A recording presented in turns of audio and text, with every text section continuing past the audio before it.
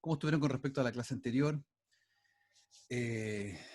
¿Alguna duda, alguna pregunta con respecto a la clase anterior? ¿Algo que se les haya quedado por ahí? No, profe, todo bien. Todo bien, súper. Bueno, la clase de hoy tiene que ver con, vamos a ir con el análisis del discurso, y la idea es poder explorar cómo abordar el discurso desde la metodología del análisis crítico. ¿Ya? Como uno dice, bueno, ¿qué diablo es esto? O sea, ¿cómo puedo hacerlo operativo? Algo que puede parecer un poco abstracto, pensar que tenemos análisis del discurso y le pusimos un apellido, análisis crítico del discurso. Más encima enfocado en la ideología. Entonces, si ustedes lo piensan, la vez pasada revisamos conceptos fundamentales como discriminación, estereotipos, prejuicios, que son conceptos básicos del análisis crítico del discurso, cómo se analizan discursos. Vimos también algunas otras ideas generales que nos permiten meternos de lleno ya en el fenómeno de los casos que podrían ser analizables. Pero lo que nos falta preguntarnos es la operación, o sea, la operativa, en la cancha misma, o sea, cómo podemos trabajarlo.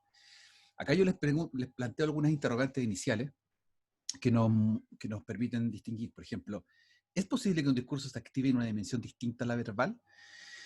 Claramente dijimos que sí, porque nos metimos en la dimensión, la multimodalidad, en la semiótica de objetos, en el viaje del héroe, en la narratología, que son cuestiones ligeramente distintas a lo estrictamente verbal. Eh, Podemos explicar la manifestación del discurso en el mundo de las ideas. Un discurso puede transformarse en una acción en el mundo. ¿Qué y cómo podemos abordar el discurso actuando en el mundo de las ideas? Bueno, todas estas preguntas aluden a otras cosas que vimos durante la clase pasada. La relación del discurso con la sociedad, discurso con la ideología y discurso con la cognición. Esas tres dimensiones que, si bien es cierto, planteamos algunas distinciones fundamentales, yo me acuerdo que quedamos ahí una discusión, quedó como un pendiente, que por supuesto hoy día lo vamos a revisar en esta clase. Esbozamos estas distinciones para poder decir, bueno, ¿cómo diablos nos metemos en el mundo del análisis del discurso? O sea, si yo quiero hacer esto, análisis crítico, ¿cómo lo puedo hacer? Entonces, vamos a revisar en la primera parte de la clase tres principios fundamentales que nos permiten distinguir estas propiedades. El primer principio es el del texto surge la macroestructura. Cuando tengo un Van Dijk que empieza a trabajar en análisis del discurso, sale de la gramática del texto y se mete acá, dilucida una serie de alternativas junto con otros psicoanalistas, o sea, psicolingüistas, y plantean esta primera aseveración. Un texto coherente se estructura en secuencias de preposiciones vinculadas por una concatenación de significados que aluden a hechos que existen en un mundo posible determinado. Ya, una tremenda frase. Bueno, ¿qué es lo que se distingue acá? Que en la práctica, todo texto está referenciando un mundo posible. Ese mundo posible alude a ciertos hechos que ocurren en la realidad, y eso que ocurre en la realidad, externo al texto, en otra dimensión, se relaciona de alguna manera misteriosa con una secuencia de proposiciones que están en los textos mismos. Y esa secuencia de proposiciones ni siquiera son las oraciones, sino que son una secuencia de significados. Entonces, lo explico de otra manera.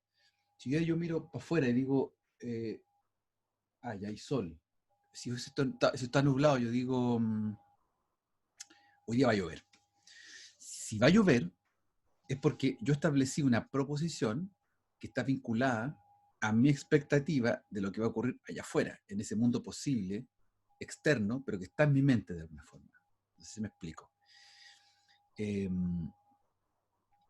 Si viniera una persona de Punta Arenas acá y viera esto y me escuchara decir que está a punto de llover, se reiría en mi cara y a lo mejor diría, no, o sea, está soleado y qué bueno, porque puedo sacarme la parca, puedo sacarme los zapatos de montaña, qué sé yo, y casi que puedo sentarme en el patio a tomar sol.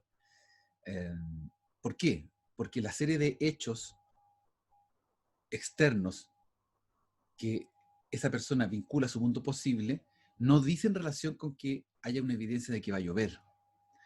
Por lo tanto, lo que esta primera aseveración de Van Dijk establece es que todos los textos escapan, la gramática del texto no da cabida para poder hablar de hacer un análisis propiamente tal.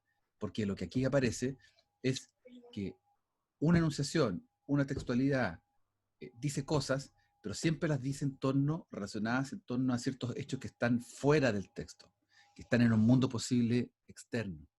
Entonces, la noción de mundo posible es muy importante para poder entender cómo analizar los análisis, cómo hacer análisis crítico del discurso. Un texto proyecta un contenido global, o sea, un texto, si ustedes analizan, no sé, un discurso de una persona de 5 minutos que habla cosas, ustedes se van a quedar con una macro proposición, o sea, se van a quedar con un, ¿de qué está todo lo que dijo este personaje? ¿Ya? Van a hacer una abstracción de esa información y van a aplicar una serie de macro reglas que no las vamos a revisar en detalle, pero el concepto de las macro reglas es una serie de inferencias, transformaciones, ajustes de contenido que ustedes hacen en su mente cuando están escuchando a alguien. Ustedes ahora me acaban de escuchar, no sé, 7 minutos hablando, y ya, si yo les preguntara qué acabo de decir en todos estos 7 minutos, lo que establezca cada uno de ustedes va a ser más o menos parecido, pero va a tener que ver con la manera en que aplicaron las macro reglas, o sea, la manera en que cortaron información, suprimieron otra, se quedaron con una cuestión que fue lo importante, no me escucharon otra cosa que dije, sí le prestaron atención a otra. Entonces, hay una macro proposición que que los seres humanos construimos sí o sí. ¿Ya? Eso es ayudado por una macroestructura, o sea, por una estructura, un esquema narrativo o esquema de relato más bien más genérico que se nos presenta. O sea, si ustedes me escucharon hablar, entienden que lo que estoy haciendo yo es una presentación. Por lo tanto, como presentación, siguen el esquema narrativo de esa presentación y les ayuda a entender de qué se trata. Si están leyendo una novela, entienden que la información que está puesta ahí está planteada de una manera literaria, ¿ya? Con técnicas de literatura. Si ven un blog, es una cosa de opinión. Entonces, hay un esquema que nos ayuda a poder resumir de manera más rápida. Y por ende, cuando ya tenemos esta información comprimida y sabemos de qué se trató la información y sabemos que alude a un mundo posible que es externo, yo ahora puedo hacer algo con esa información. Como cuando John Searle y John Austin nos hablaban de los actos de habla, que eso es algo que deben haber visto en lingüística en algún momento. Ahora hay un llamado a la acción, o sea, ahora yo puedo, como construir información, ahora yo puedo hacer cosas con esa información. Les muestro un ejemplo para que aterricemos y no quedemos como en el aire. Esta es una noticia común y corriente. ¿Ya? El surfista australiano salva a su esposa de las fauces de un tiburón a golpes. Apareció en el sitio web de televisión de T13. Por favor, denle una lectura rápida al texto. ¿Se ve bien? ¿El texto se ve bien? Sí, profe. Sí. Ya. Súper. Bien. Denle una leída rápida, por favor. A ver qué les parece.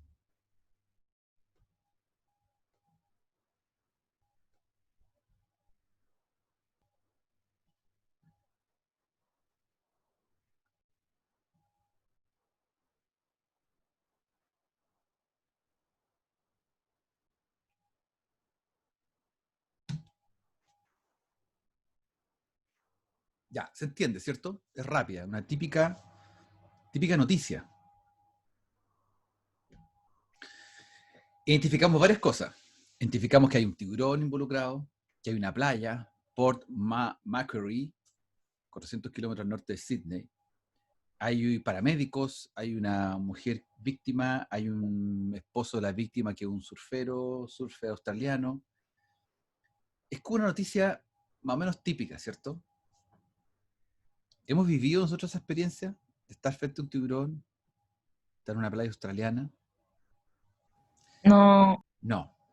Bueno, fijémonos en esto, que ahí está de nuevo el texto. Piensen ustedes que este texto puede ser una información, bueno, sabemos que es una noticia, porque la superestructura o el esquema narrativo es de una noticia, es típico, es clásico, entonces no nos perdemos, sabemos que es una noticia y podemos resumir y comprimir. Pues fíjense en este hecho, todo lo que aparece aquí es una secuencia de proposiciones cuando está en nuestra mente. No hay, lo que está ahí son párrafos, hay una serie de párrafos, pero la serie de párrafos nos entrega significados que nosotros construimos o reconstruimos en nuestra mente. Y así como tenemos un surfer, una policía, un lugar que es cerca de Australia, o sea, es en Australia, pero cerca de una ciudad importante. Hay una persona que es víctima, que casi muere. Hay esta misma persona que es el surfer, es el esposo de la víctima, es un héroe. Hay helicóptero. Hay un gran país que tiene el mayor número de ataques de tiburón en el mundo, etcétera. O sea, tenemos toda esa serie de... Yo lo que acabo de nombrar son personajes y acciones o significados en torno a esos personajes que están ahí. Yo podría procesar esta información sin darme cuenta sin prestarle atención, por ejemplo, a lo que Jed Toohey del Daily Telegraph dijo. No me interesa lo que dijo ese personaje, no lo procesé. Chao, me olvidé de él. O sí, lo incorporo. No importa. La manera en que yo vaya a resolver la lectura de esto se transforma en una secuencia de proposiciones o significados que aluden a hechos que existieron en un mundo posible, o existen en un mundo posible, más bien en presente. Ese mundo posible es el mundo posible de tiburones acechando en playas a surfistas. Pero es un mundo posible que no sé si lo habremos vivido en carne propia, pero existe y tenemos cierta referencia. Ahora bien, entendemos que ese mundo posible existe, que ya lo vamos a ver más adelante cómo construimos aquello, pero como ya logramos entender que calzan esta serie de significados en este mundo posible, con esta serie de personajes que interactúan, podemos pasar a la siguiente fase, que es comprimir la información, ponerle un título a la información, decir de qué se trata. Se trata de una persona que sufrió un ataque de un tiburón. Se trata de un surfista que salva a su esposa. Se trata de los ataques de tiburón que hay en Australia. O sea, todo eso es verdad y falso, pero es parte del mundo posible. Por lo tanto, es aceptable que yo pueda decir cualquiera de las anteriores. Por eso es re complicado. Por eso, a ver, si ustedes se dan cuenta, es re complicado poder decir de qué se trató la película. Todos vemos la misma película y todos contamos más o menos parecido, pero a algunos nos pareció una cosa más focalizada que otra, porque procesamos la información de manera distinta, por distintas cosas que son parte de nuestro componente psicolingüístico, cognitivo. Entonces, fíjense bien que se activan todos esos elementos del primer principio que plantea Van Dijk del procesamiento de la información. O sea, toda textualidad, todo componente lingüístico o no lingüístico que nos llega, lo procesamos de esta manera y lo ordenamos en nuestra mente. ¿Ya? Ese es el principio 1. Tiziana dice, ¿las películas de tiburones también aportarían a ese mundo posible? Claro, obviamente, porque es la única manera que uno accede a los tiburones. Yo creo que ninguno de nosotros ha visto un tiburón a 2 metros, a 5 metros. Si es que alguien fue a algún lugar donde había un tiburón cautivo, puede ser, pero no creo que hayamos visto nunca un tiburón cerca. Entonces, las películas y noticias de ataques de tiburones son parte de la manera en que nosotros entendemos ese mundo. Principio 2, que tiene mucha relación con la pregunta que hace Tiziana. Usamos un modelo mental. Los modelos explican cómo el conocimiento general se relaciona con el procesamiento del texto, mientras que los modelos son personales y subjetivos, dependientes del contexto de la comprensión actual. El conocimiento se puede considerar como una generalización y abstracción de tales modelos. Es decir, tenemos dos componentes desde el punto de vista del modelo mental. El modelo, que se construye personalmente, subjetivamente, y el conocimiento, que está por acá, que es una generalización y una abstracción. ¿Ya? Esas dos cuestiones interactúan y producen un modelo mental. ¿Ya? Entonces, cuando decimos que las personas aprendemos de nuestra propia experiencia, no es un hecho casual. Cuando se dice que se aprende haciendo, no es un hecho casual. Cuando se dice que la mejor experiencia o la experiencia significativa es vivirlo. Cuando se dice otra cosa es con guitarra. Es decir, en la cancha tú haces y puedes hablar con propiedad. Si queremos aprender a tocar piano, si quiero tocar piano necesito practicar, tocar. No puedo pensar que voy a aprender a tocar sin hacerlo. Por lo tanto, lo que ocurre es que nosotros modelamos nuestra actividad, nuestra realidad, a partir de las experiencias propias que tenemos. Si no tenemos experiencias, es muy difícil que no las modelemos. Entonces, ¿qué pasaría cuando no tenemos experiencia sobre algo? Ese es otro punto. Por lo tanto, aquí interactúan la experiencia propia que tenemos nosotros en el día a día y los conocimientos generales fragmentarios que aparecen como instantáneas. O sea, si no conocemos, no hemos visto nunca un tiburón, sí tenemos alguna imagen o referencial de un tiburón que nos permite entender esa noticia. De tal manera que, por ejemplo, si volvemos a la misma noticia, ya, le hago dos preguntas, tres preguntas. ¿Qué representaciones elaboramos en nuestra mente como lectores, usuarios, destinatarios de esa noticia? ¿Hay algún episodio en nuestras vidas que nos conecte con la historia? ¿Ya? A eso se le llama memoria episódica, o sea, un episodio en nuestra vida que haya sido marcado por. ¿Mm?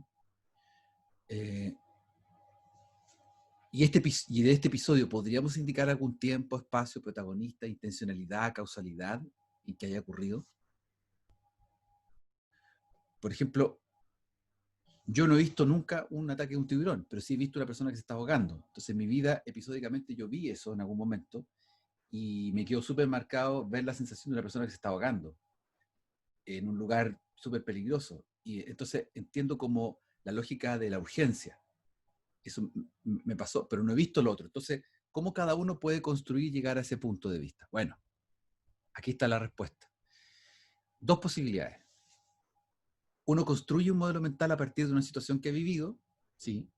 Y lo otro es que yo no voy a vivir, y a lo mejor nunca quiero en mi vida vivir una experiencia de estar cerca de un tiburón. Pero sí que voy a hacer es construirlo a través de una experiencia de simulacro o llamada experiencia vicaria. O sea, lo construyo a partir de otras experiencias. ¿Ya? Es como muchas cosas que nosotros hacemos y de las que hablamos en el día a día tienen que ver con experiencias de otras personas que dicen haber experimentado, haber pasado por eso. Piensen ustedes una persona que les cuenta que hizo un viaje a Alaska y ustedes conocen Alaska por el viaje que hizo esta persona. ¿Ya? Piensen en un montón de situaciones, gente que dice haber experimentado con psicotrópicos y cosas por el estilo, y ustedes si no lo van a vivir a través de la experiencia que otra persona les cuente. Una persona que haya estado muy deprimida, por ejemplo, y ustedes no van a estar deprimidos a ese nivel, van a haber vivido eso a través de esa experiencia. En fin, hay muchas cosas que ocurren en esa naturaleza, de esa manera. Por lo tanto, para terminar este ejemplo, el modelo mental se construye a partir, primero, de esas experiencias que viví o no viví, la proceso en tiempo real, porque estoy leyendo la información o me está llegando el texto así, en concreto, rápidamente, por lo tanto la proceso en tiempo real. Si ahora yo estoy medio dormido, ¿no?, y leo la noticia y la leo así a media, voy a construir mi experiencia de ese evento que aparece en la noticia con las capacidades que tengo en el momento, con la lucidez que tengo, con el foco que tengo, y construyo esa experiencia ahí. Si estoy súper activo y preocupado de cada detalle, lo más probable es que la experiencia sea más completa, haya más detalle en la experiencia. Porque nuestro cerebro procesa la información de lo que tiene vivido en esta memoria episódica y realiza procesos de inferencia y construye cosas. Es por eso que si uno habla, cuando por ejemplo hay un foro o un simposio en que se habla sobre la dictadura, sobre el golpe de Estado del año 73, hablar del golpe de Estado del año 73 hoy día es hablar sobre un montón de experiencias, un montón de modelos mentales y de experiencias vividas por personas que a lo mejor estuvieron o no estuvieron presentes, no vivieron aquello. Es una reconstrucción de un mundo que ya no existe, real, pero sí existe como modelo mental, como modelo episódico de representaciones. ¿Alguna pregunta hasta acá? ¿Comentario? ¿Les parece coherente lo que hemos visto hasta el momento? O sea, ¿le hace coherencia? Sí, Sí, profe, se entiende Bacán, todo. bacán. Bien, pasemos al tercero, el modelo de contexto.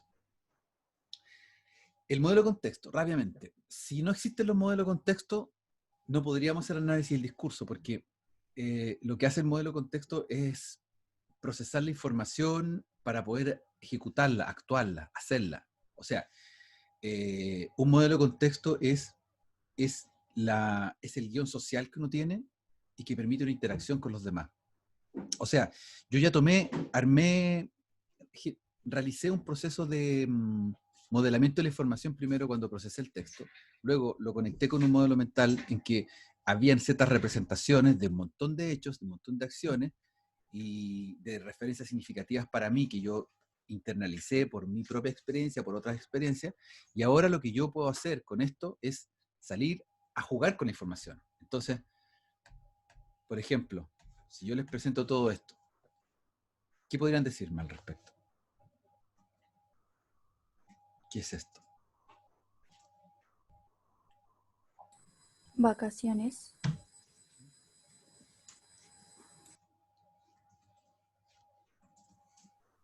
Australia. Australia.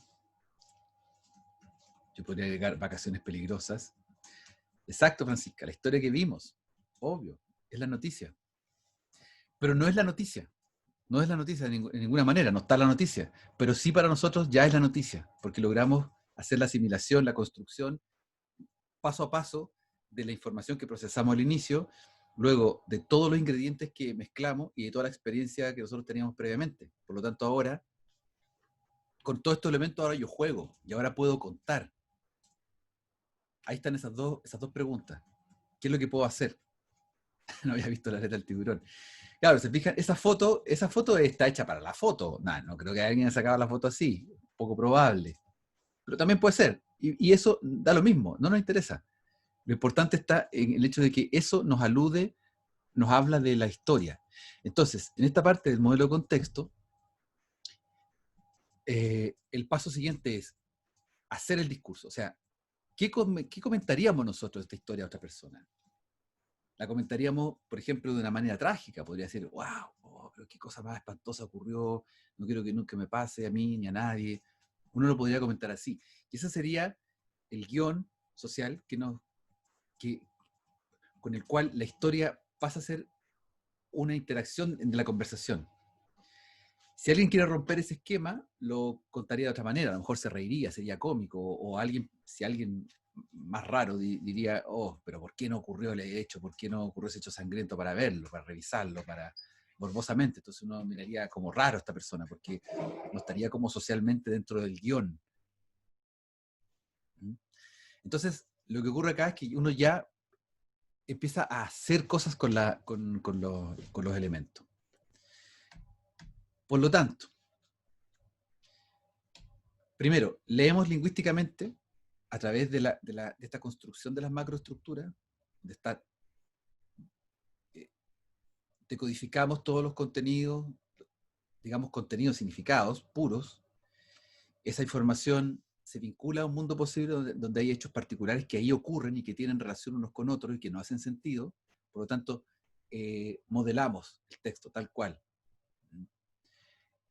Por eso no es posible, cuando uno lee un texto en otra lengua en que no hay, no tenemos el nivel lingüístico como para poder leer esa otra lengua, es que nos quedan ciertos vacíos y somos incapaces de construir una macroestructura del texto.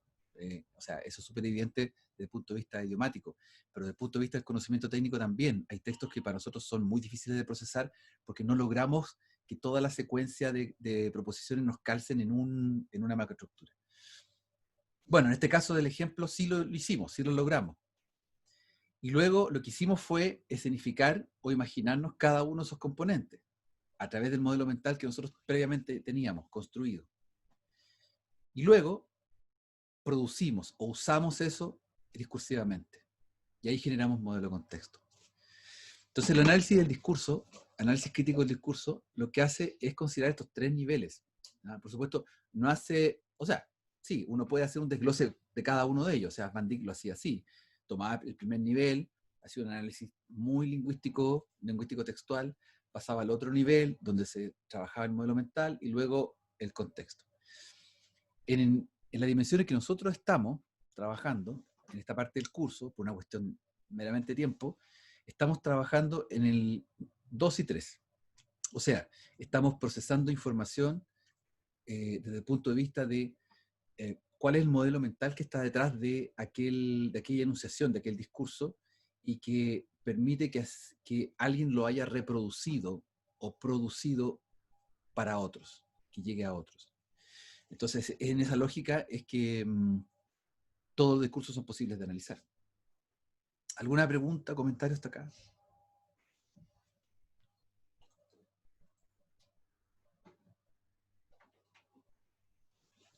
No, profe, todo bien. Vale. Entonces, en resumen, esta primera parte, con esto cerramos la primera parte. Se necesita un conocimiento como creencia compartida por parte de toda una comunidad de hablantes. El usuario procesa un discurso de manera individual y lo articula con representaciones cognitivas, conocimiento, abstractas, los modelos y sociales, los guiones. El discurso se activa cuando el usuario coopera en la actualización de sus contenidos codificados. ¿Ya? Muchos lo hacen generando las creencias evaluativas. Finalmente, el discurso se produce en un acto conjunto entre hablante y destinatario, quienes comparten cogniciones sociales y creencias evaluativas, ¿ya? Aspectos subyacentes a la activación de un discurso. En otras palabras, aquí nos encontramos con la esencia del análisis crítico del discurso, que es constatar a un nivel de evidencia dónde están las creencias evaluativas que realizan los productores de los discursos, y a partir de aquello poder indagar en esa estructura más profunda, en esos modelos mentales, o sea, en la conformación misma del discurso, lo que viene previo, en ese molde que se ha articulado, que ha permitido que ciertos hechos son posibles en esa circunstancia y no de otra manera. ¿Ya? Es por eso que, por ejemplo, si lo llevamos a una cosa muy, muy cotidiana, se dice no hablemos de política, de fútbol ni de religión, porque son moldes mentales tan estructurados férreamente, que es muy difícil sacarnos de ese molde. Es muy difícil que me convenzan de que no me guste más Colo-Colo y que me guste la Universidad de Chile. ¿Ya? Porque de alguna manera tuve una experiencia de vida muy satisfactoria, donde pasaron un montón de cosas que me hicieron ver que aquel equipo de fútbol es lo mejor del mundo, o el segundo mejor, y toda la experiencia social, fútbol, están relacionadas con eso. Entonces, imagínense si eso lo extrapolamos a cosas como más profundas, como religiosas o como políticas, por ejemplo. El nivel de intercambio, de poder convencer al otro, es dificilísimo, porque hay una estructura, una matriz muy, muy potente en esa construcción de las creencias evaluativas sobre varios aspectos. Es lo mismo que empezamos a conversar en la clase anterior cuando hablábamos sobre estos estereotipos, sobre el machismo, sobre el racismo, que son cuestiones que si están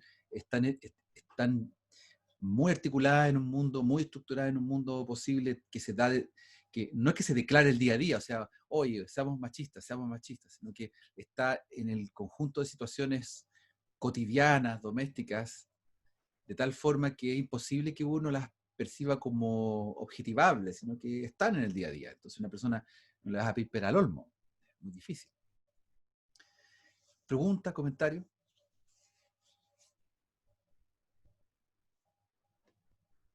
Bien. Bueno, esta es la otra parte de la clase. ¿Cómo se puede aplicar esto al análisis de una película? Claro, tendrías que revisar, por ejemplo, si quieres analizar una película bajo un prisma de esa naturaleza, lo más probable es que tengas que, bueno, dependiendo del caso, tendrías que revisar la alusión estrictamente social, cultural, sobre el tema del que está hablando, o político sobre el que está hablando, ni siquiera sin tener que meterte en la biografía del autor, del director. O sea, básicamente la película a qué mundo posible está aludiendo y cómo se construye ese mundo posible, y a partir de eso establecer las aseveraciones, los principios que aparecen en esa película casi como postulados, y poder chequear qué relaciones tiene con tal vez con el mundo posible con el cual se está enfrentando, si es que una película que es crítica sobre algo en particular. ¿Sí? ¿Te respondo eso, Mary?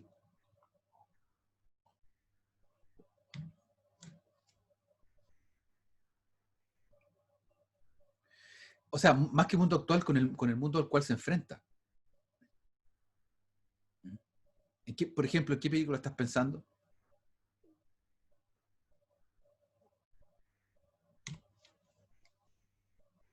Ya, perfecto. En esa película se arma eh, sí, primero voy a contestarle a Mary. Primero, esa película es una visión sobre un mundo medio apocalíptico, y que lo que hace es confrontar modelar un poco lo que es el mundo actual con respecto al mundo que se presenta ahí. Entonces, esa distinción sería interesante revisar. Como que cómo está estructurado el mundo actual y que acá está como develado en la película, como que develan en realidad cómo este mundo en el que se vive es, por ejemplo. This is America. Claro, también. Y además que ese video tiene muchos elementos para ser analizados porque toda la escenografía, digamos, todo lo que está pasando, los escenarios que están planteados atrás, son construcciones son alusiones a distintos mundos posibles como el norteamericano medio. Hay un caballo que aparece con un jinete, es un simbolismo. Después las personas que están en un lugar, otras personas están en otro lugar, el tipo de la violencia callejera, de pandillas, o sea, es como varias escenografías del mundo como violento gringo. Cada uno de ellos podrían ser analizados como mundos posibles y que construyen esta sociedad norteamericana que está puesta ahí, porque la verdad es que el video tiene harta aspiración, como que se entusiasmaron harto y quisieron hacer una obra bien potente desde el punto de vista visual, como con altas representaciones gráficas de estos distintos escenarios de la sociedad norteamericana actual. Así que también es muy posible analizar, como lo que ocurre con el video otro video que usted me planteaban, que había analizado, no me acuerdo si, no se me olvidó quién. Bueno, en fin, como muchos de los videos que pueden ser analizables, que son representaciones visuales del mundo. Bien, miren, acá tenemos discurso y racismo, que es la tercera parte de lo que hemos estado viendo en el análisis del discurso. Esta parte yo se las presento porque está muy bien estructurada, y la bibliografía que les dejé en el Classroom, hay harta información que ustedes puedan indagar, ahí bucear, algo que les pueda servir como para profundizar en los estudios. Hay un par de capítulos, cosas que Van Dijk explica muy bien, decodifica muy bien esto. Yo acá se los presento en grandes rasgos para que ustedes también puedan aplicarlo a otras cosas, porque en realidad hablar de discurso racismo es como hablar de discurso y temas contingentes, temas controversiales, temas donde hay como dice Van Dijk, hay una pasada de cuenta que uno tiene que hacerle a estos grupos de poder que sin mediar, digamos, sin mediar excusas, asumen que sus intereses prevalecen por sobre los de otros grupos que no tienen poder. Entonces, esa perspectiva está muy planteada en el modelo de Van Dijk. ¿Ya? Muchas de este tipo de discursos así controversiales se articulan desde dos posiciones, del nosotros versus el ellos. ¿Ya? Unos son del norte, otros son del sur, unos son del centro, otros son de la periferia. Y siempre se habla de que ellos representan una amenaza. ¿Ya? Una amenaza de tipo económica, cultural, social, y generan una desviación del estándar social, que es el crimen, la violencia, las formas de comportamiento que no son apropiadas, etc. O sea, se articula de esa manera. O sea, es posible aplicar a varias situaciones contingentes del día de hoy. El mecanismo por el cual se articula, básicamente, son tres: la negación aparente, la concesión aparente y la autopresentación positiva. ¿Mm? Con frases como esas que están entre comillas. No tengo nada en contra de, pero, no todos los negros son criminales, pero, no somos racistas, somos tolerantes, damos oportunidades a todos. La típica autopresentación positiva que, si ustedes ponen atención, está muy presente en mucho del discurso político. O sea, es parte de un recurso, mecanismo habitual del discurso político.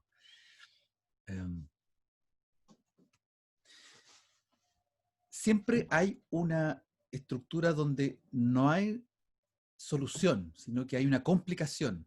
O sea, el discurso busca complicar las cosas, no busca resolverlas.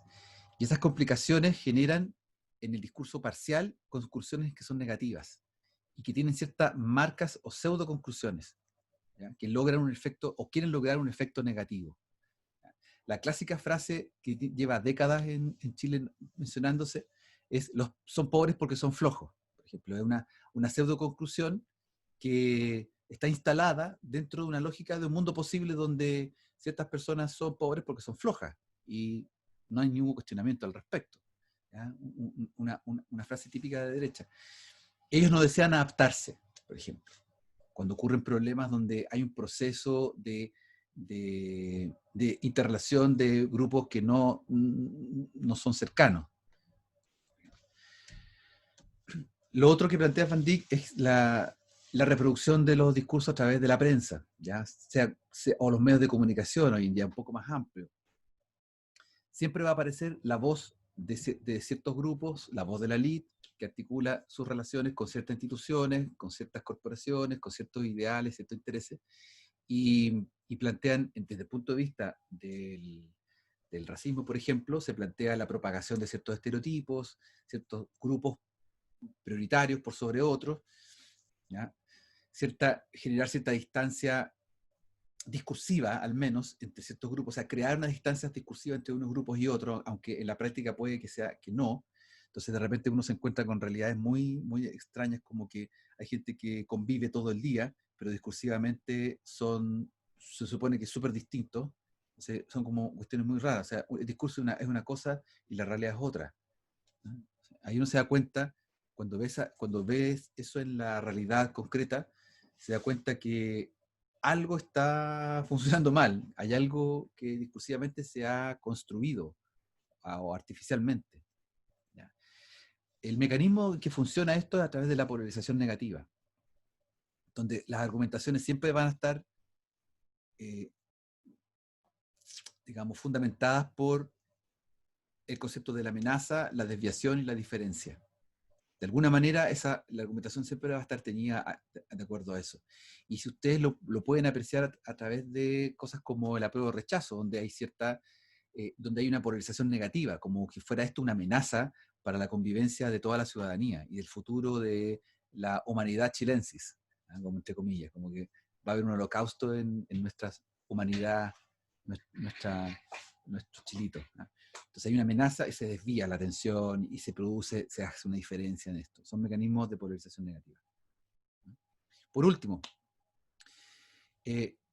primero, los asuntos que son poco relevantes desde la perspectiva de nosotros. O sea, yo como productor de un discurso polarizante, que quiero establecer el nosotros versus el ellos, ¿cuáles van a ser los mecanismos más habituales? Por ejemplo, que hay ciertas temáticas que no voy a tratar. Por ejemplo, la temática, obviamente no voy a hablar nunca de discriminación, de racismo, no voy a hablar de que existan ciertas condiciones donde haya leyes restrictivas, no voy a hablar de derechos humanos, no voy a hablar del problema, no voy a hablar de la falta de inclusividad del lenguaje o de la falta de atención a la diversidad, no voy a hablar de esos temas, ¿ah? Lo voy a plantear de otra manera. Y así como de este punto de vista, cuando el análisis crítico del discurso ha investigado, hay mucho, como les mostraba en la clase anterior, hay hartos estudios, hay hartos libros sobre esto, siempre está patente estos 5 puntos, ¿no? La relación de las minorías versus las mayorías, la articulación del poder, quién tiene el poder y cómo está generando este poder a través del discurso, cómo polarizan se polarizan los temas, cómo se reproduce el status quo o los mecanismos para reproducir ese status quo a través de ciertos mensajes. ¿Ya? Todo eso es parte del engranaje del nosotros versus el ellos, de marcar esa diferencia desde un punto de poder. Entonces el análisis crítico del discurso lo que hace es buscar esos elementos, o sea, indagar en esos elementos. Primero buscar a través como esta estructura de superficie que son los textos, la textualidad, las imágenes, lo visual, todo lo que está ahí, lo que aparece, y luego explorar cuáles son las representaciones que hay detrás de aquello. Y ahí es donde, cuando ustedes le preguntan a una persona qué entendió por ese aviso versus el otro, versus otra persona, qué es lo que entendió, se dan cuenta que empiezan a aparecer estos mundos posibles detrás y que van a generar el interés del investigador y van a generar la evidencia de que hay un trabajo discursivo para que existan esta diferencia entre las personas que están usando cotidianamente los mensajes. Para terminar esta parte, 2 evidencias el racismo cultural del vulgo es claro, entre comillas. O sea, nosotros, las personas que habitualmente los ciudadanos comunes y corrientes, que estamos presenciando discursos de este tipo, nos vamos a ver de manera concreta. O sea, cualquier persona le preguntas en la calle, ¿qué es el racismo? El racismo es, te lo va a decir inmediatamente, sin problema. La discriminación es esta cosa. Y así, todos los temas controversiales donde hay disputas ideológicas o disputas de poder, digamos, son claros para el ciudadano medio, para cualquiera, promedio. Pero cuando se le pregunta al racismo que proviene, o a este tema controversial que proviene desde la élite, siempre va a ser, primero, negado o tratado de manera indirecta o de manera muy sutil. Hay muy pocos momentos, cuando los discursos son bien producidos, hay muy pocos momentos en que la Matrix, hay un error en la Matrix y que aparece esto rápidamente, aparece como una sobredosis de indiscreción, ¿ya? Y me acordaba, deben haber cientos de cosas, pero me acordaba lo que pasó ¿se acuerdan? Con esta muchacha Ena von Baer, cuando dijo que las mujeres prestaban el cuerpo. ¿Se acuerdan de eso? Que fue hace varios años atrás, ya como hace 5 años atrás. Ese, por ejemplo, es un error en la Matrix, como que se le sale, que se le escapa esa concepción, ese mundo posible donde las mujeres actúan deben ser de cierta manera o están conceptualizadas de tal manera en ese mundo posible, y es funcional, y es normal, y es lógico, y por ende ella quiere instalar una medida que sea aplicable a todo el resto del mundo, porque esa es la verdad absoluta de su mundo posible. Entonces ahí nos encontramos varios ejemplos. Hay ejemplos por todos lados, o sea, no solamente de los personajes más importantes o más visibles políticamente en los medios. O sea, ustedes pueden no solamente explorar ese tipo de discursos así, sino que pueden ver un montón de opiniones, opiniología de diversos personajes que están hablando por todas partes, y revisar estas indiscreciones que son salidas del libreto, donde aparece efectivamente lo que realmente piensan. Y está el mundo posible con toda la construcción de significado, de proposiciones, de representaciones significativas, de personajes que interactúan, de los tipos de relaciones que tienen que tener. O sea, toda la construcción de ese mundo de repente aparece en un hecho discursivo, que muchas veces está medio tapado, medio solapado. Preguntas, comentarios hasta acá.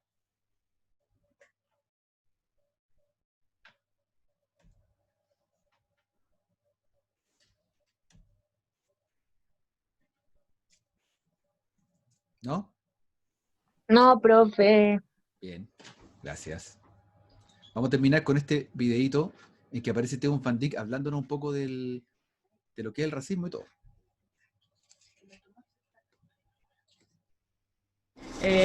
¿Cómo se aborda, cómo se configura esa posición crítica a la hora de, por ejemplo, abordar el discurso? Porque nosotros es verdad que como analistas podemos hacer un análisis simplemente discursivo sin esa posición crítica.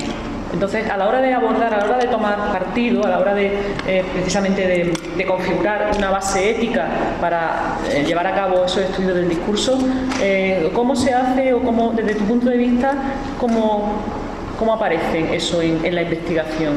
Mira, yo creo que la dimensión ética o la base ética más filosófica de los análisis críticos del discurso es todavía una tarea que tenemos que hacer.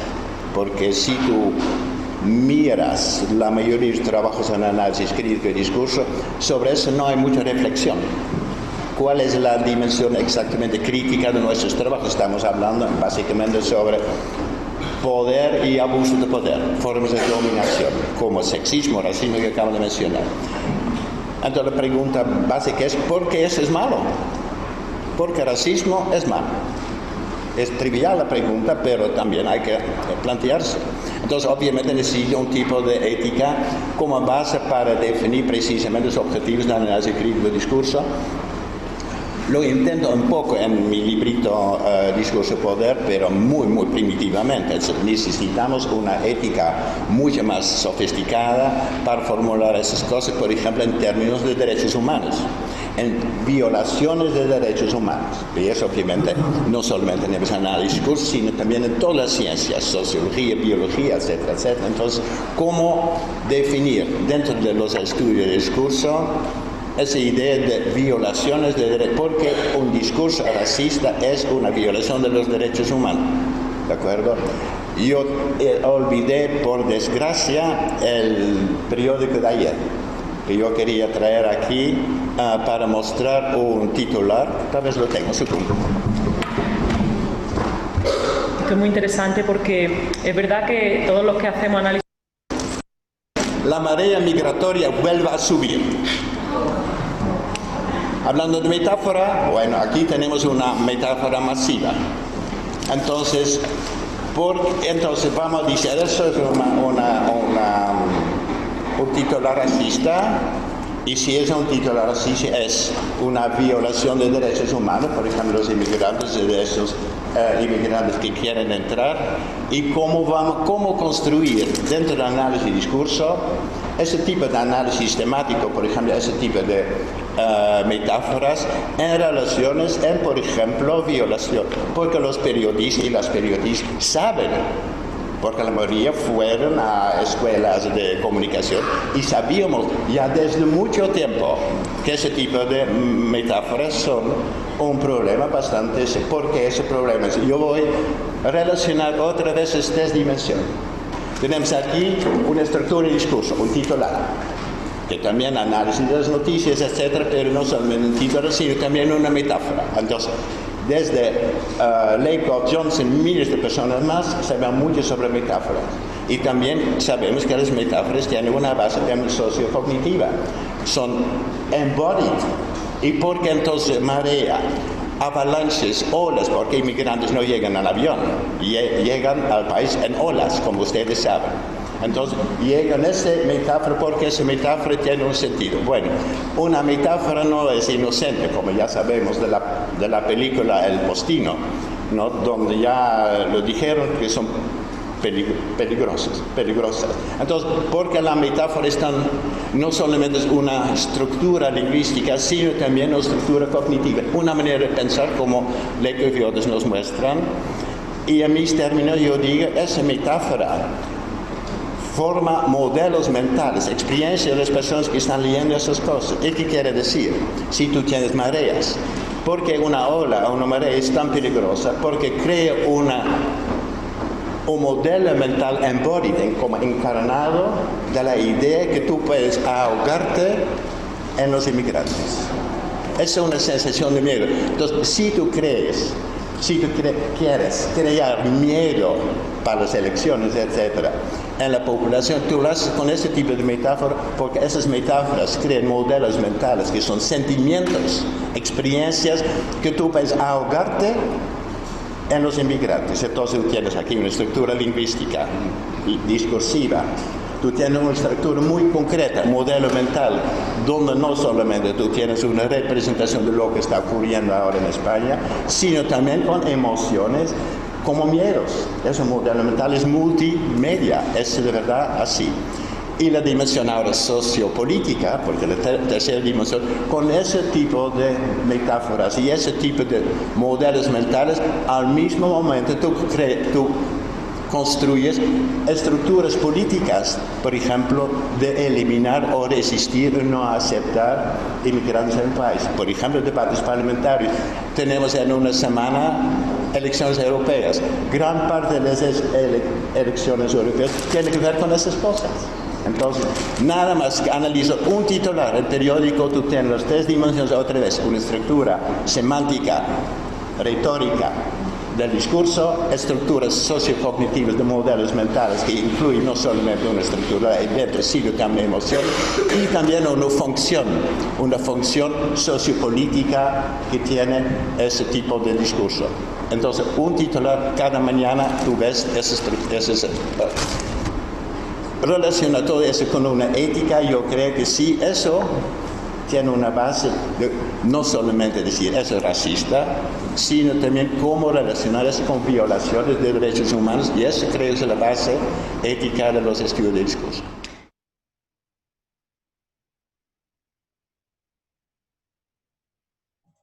Bien, bien, eso era. ¿Qué les pareció?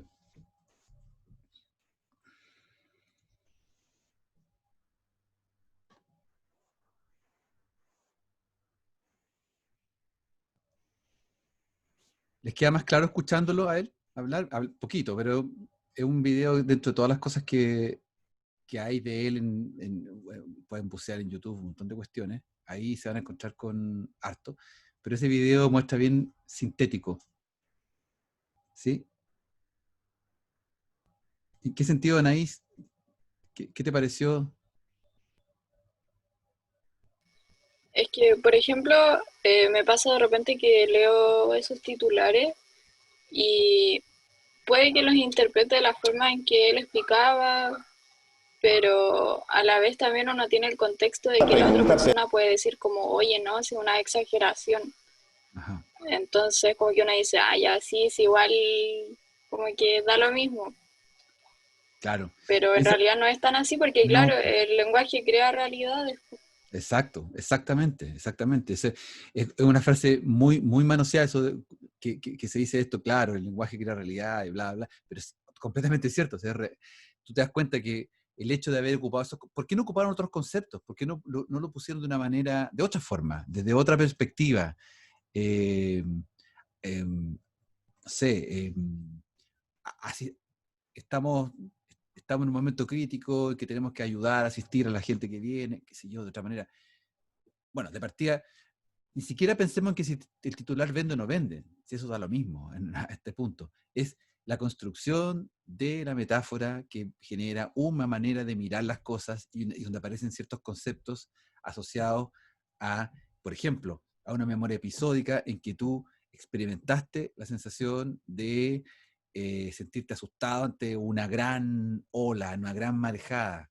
Entonces te llega al inconsciente, no te está hablando al consciente, está hablando al inconsciente así, duro. Bueno, eso es pues. Violeta, ¿qué dices? Claro, totalmente.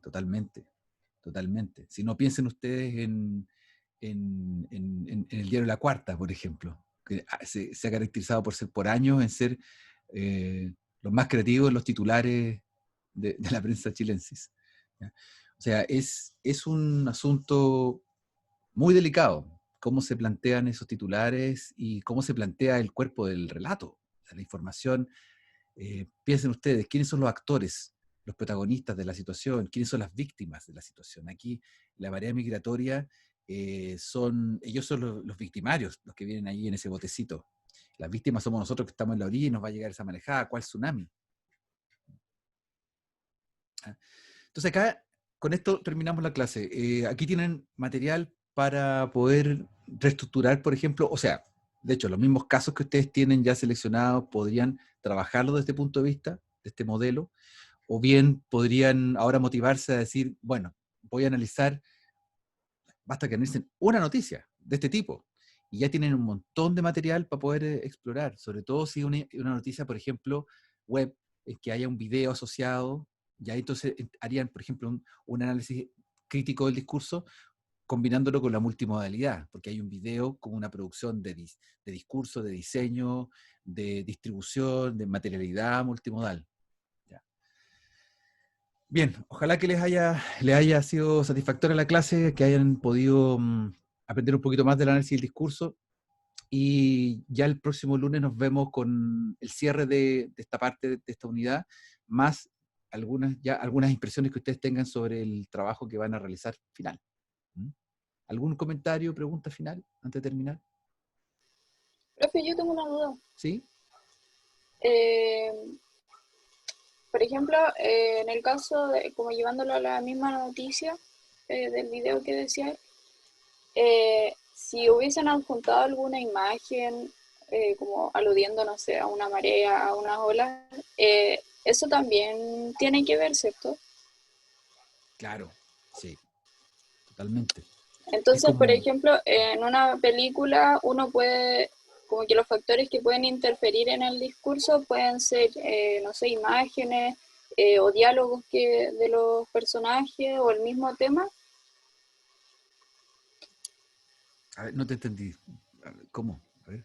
Por ejemplo, en una película, si yo quiero analizar no sé, algún tema ya, por ejemplo, el mismo racismo, puedo tomar el racismo, claro, como el trasfondo de la película que se refiere a eso, que toca ese tema, pero en base a diálogos que puedan decir los personajes, imágenes, ese tipo de cosas. Exacto, porque un discurso bien producido va a tomar, dependiendo del efecto que quiero lograr, va a tomar distintas materialidades. O sea, por ejemplo, va a ser muy explícito si yo quiero ir al choque, si quiero mostrar una sensación muy, muy rápida.